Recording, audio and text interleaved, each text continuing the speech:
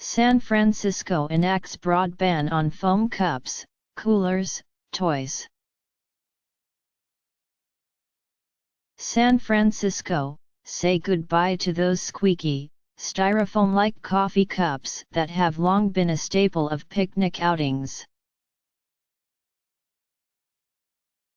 In fact, people in San Francisco won't be able to buy polystyrene foam coolers, kiddie pool toys or packing peanuts after supervisors approved a measure in June that goes far beyond the prohibition on foam food carryout containers in effect in dozens of cities and counties.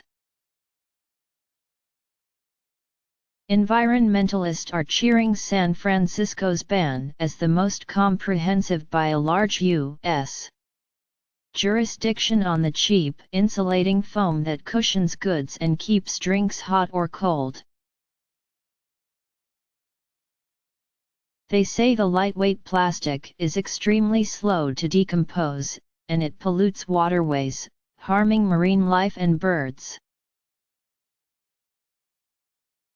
Detractors, however, say the legislation does nothing to stop foam-wrapped goods that are shipped into the city, such as heaters, computers, and just about everything else, defeating San Francisco's stated purpose of reducing waste. They'd rather San Francisco recycle the product. What's formally known as expanded polystyrene is the latest plastic to be targeted by cities and counties, much like the single-use plastic bag, which San Francisco outlawed in 2007. Most people recognize the material by its brand name Styrofoam, although Styrofoam is not used to make disposable cups or packing peanuts. The San Francisco measure builds off a 2006 ordinance mandating food vendors and restaurants use recyclable or compostable carryout containers. That meant no puffy polystyrene. Cities such as Seattle, Los Angeles, and Portland, Oregon, followed suit. New York City tried, but a state judge last year overturned a ban on plastic foam containers and packing peanuts, saying they could be recycled.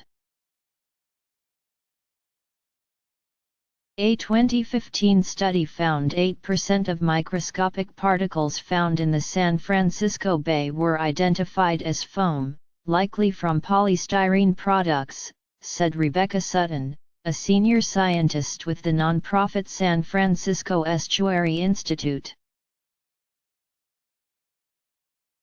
Overall, the amount of plastic bits found in the bay was 7 times greater than in Lake Erie, which is the most polluted of the Great Lakes.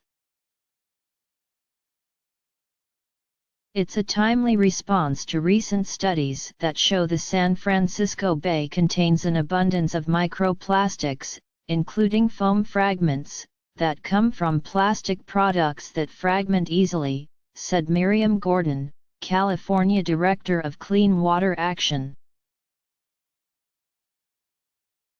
Debbie Raphael, Director of the San Francisco Department of the Environment, acknowledged the city can't control its borders but said it can lead the way.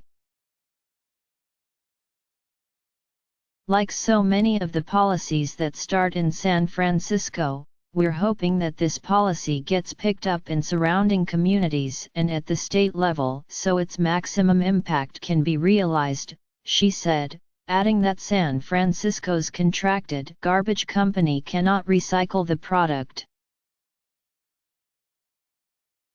Businesses are on board, said Jim Lazarus, a senior vice president at the San Francisco Chamber of Commerce, committed to the city's goal of sending nothing to landfill by 2020. It's just a fact that a lot of polystyrene ends up in landfill, he said, and where there are reasonable alternatives, packaging options, we support that. The measure prohibits San Francisco businesses from using the material to sell goods, so butchers within city limits, for example, can't use the foam to wrap meat and poultry. But the city can't stop meat packed elsewhere from using foam trays. It can't stop Amazon from shipping people their new electronics in foam. And that's why Walter Ryder, Deputy Director and Legal Counsel for the EPS Industry Alliance, said the ordinance is a sham. The alliance represents businesses that make and use expanded polystyrene. It is pondering a legal challenge. It's going to do nothing about the protective packaging coming in, he said. I don't know how it reduces their waste stream.